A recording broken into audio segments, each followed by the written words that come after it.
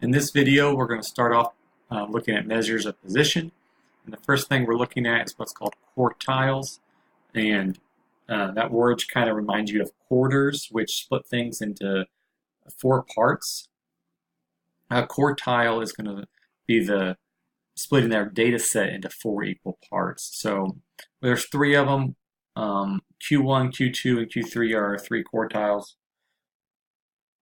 And they split the data into four sections in between them. In Q2, we've already looked at a name for that. That's the same thing as the median because it's right in the middle of the data. Half the data is below, half the data is above. Some other things to notice, Q1, there should be 25% of the data below it, 25% is above Q3, 50% is in between Q1 and Q3. So they're just those markers that split the data into four equal parts. So if you want some assistance from technology, Excel has the functions built in. We've already looked at min and max to get the smallest and largest value from your data. But if you type in equals quartile.exe, select your data, and then hit 1, it gives you back the first quartile. Hit 2, comma 2, it gives you the second quartile. And comma 3 gives you the value for the third quartile. And just to emphasize here, the second quartile is the same as the median because it's right in the middle of the data. So we get the same value for the median as we do for the second quartile. These five numbers are what's known as the 5-number summary. And we're going to use those to draw box and whisker plots. A box and whisker plot is just a way to try to visualize your data and how it's spread. So you draw the five points from your 5-number summary, your minimum, your 3 quartiles, your maximum. The box goes around your quartiles here. And our median, we draw a line down the middle through the box, right through Q2. And then we call these our whiskers, which go out from Q1 down to the minimum, Q3 up to the maximum. Those are called our whiskers. So remember, 50% of the data is in the box, and then it can kind of show you how spread out the 25% on the tail ends. It shows you how spread out that is by how long the whiskers are. Something else we'll want to do is identify outliers.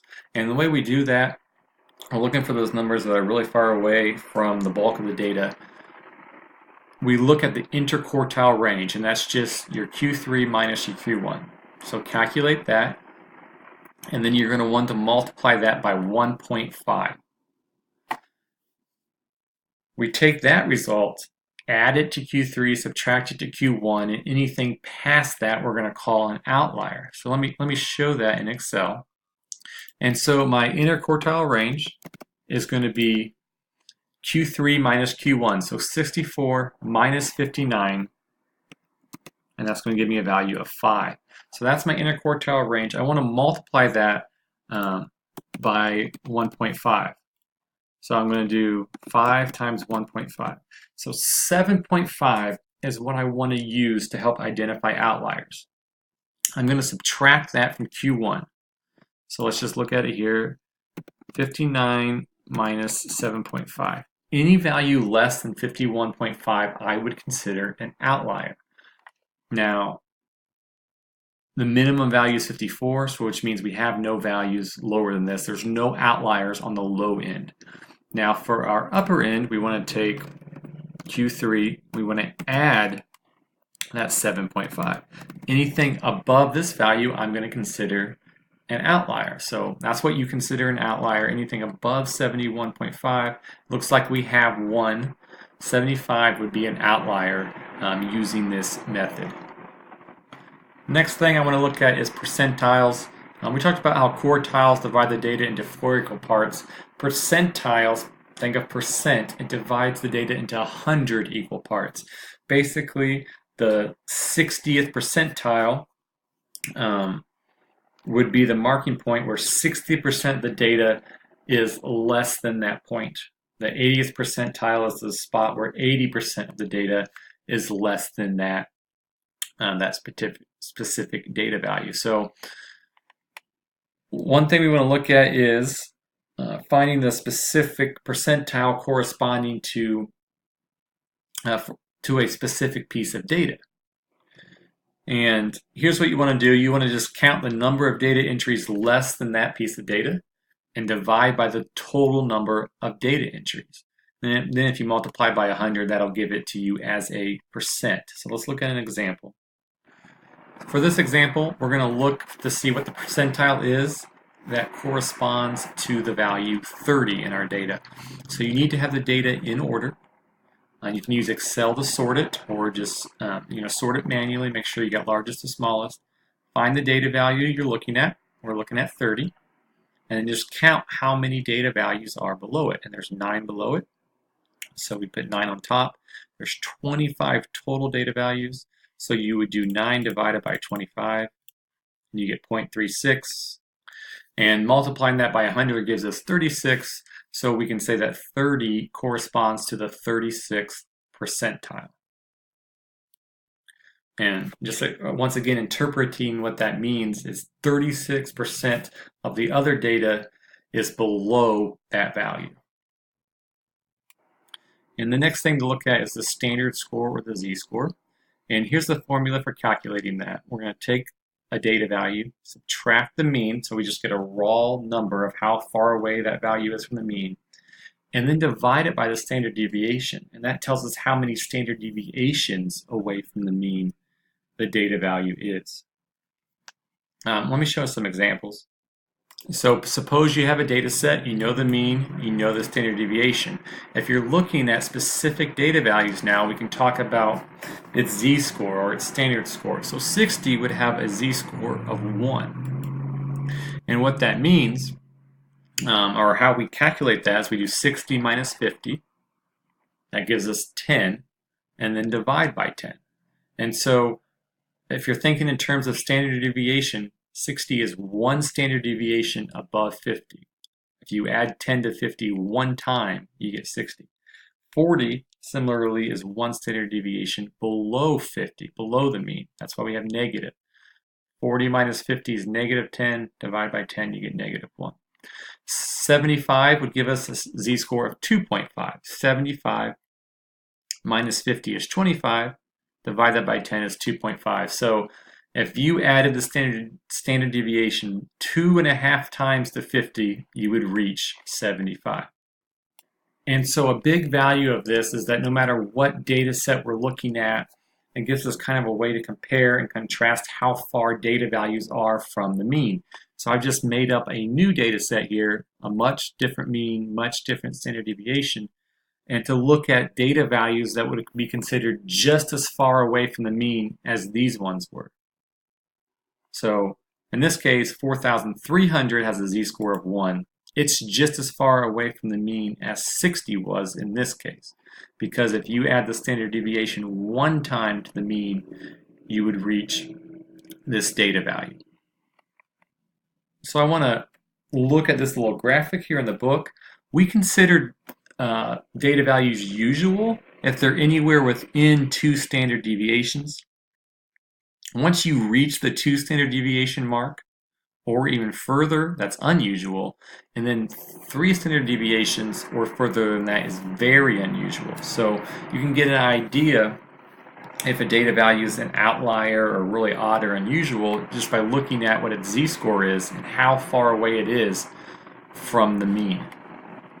And so I want to look at the empirical rule now. And this is actually back in the section on measures of variation 2.4.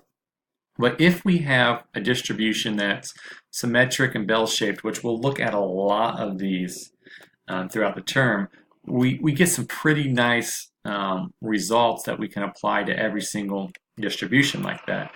68% of the data is within 1 standard deviation, 95% is within 2, and 99.7% is within 3. So this only applies if it's approximately symmetric and bell-shaped, this empirical rule. But there are a lot of distributions like that. And so you can see again why we say it's very unusual to be 3 or more standard deviations away, because almost all the data, 99.7% of it, lies within 3 standard deviations. And then to wrap up this video, I want to look at Chebyshev's theorem.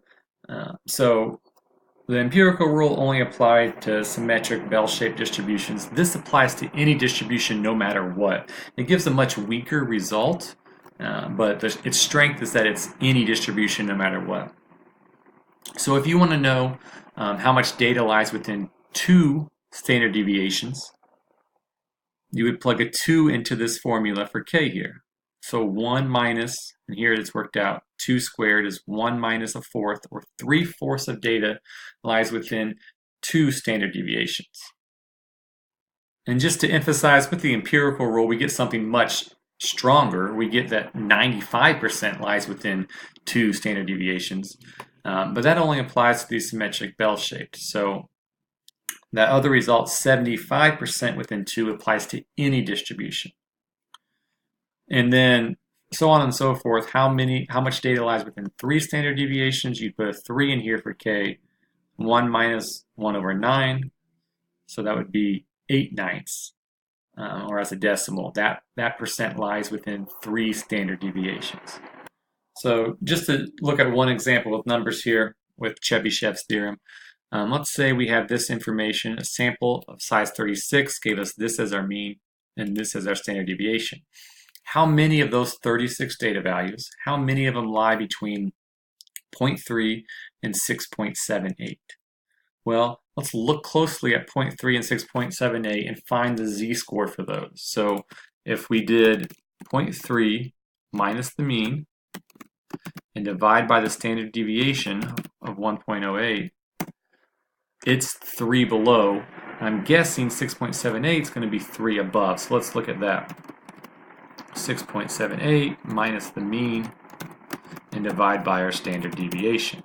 So what we're really asking is how many data values lie between 3 standard deviations of the mean, lie between 3 standard deviations of the mean. So we can look at Chebyshev's theorem.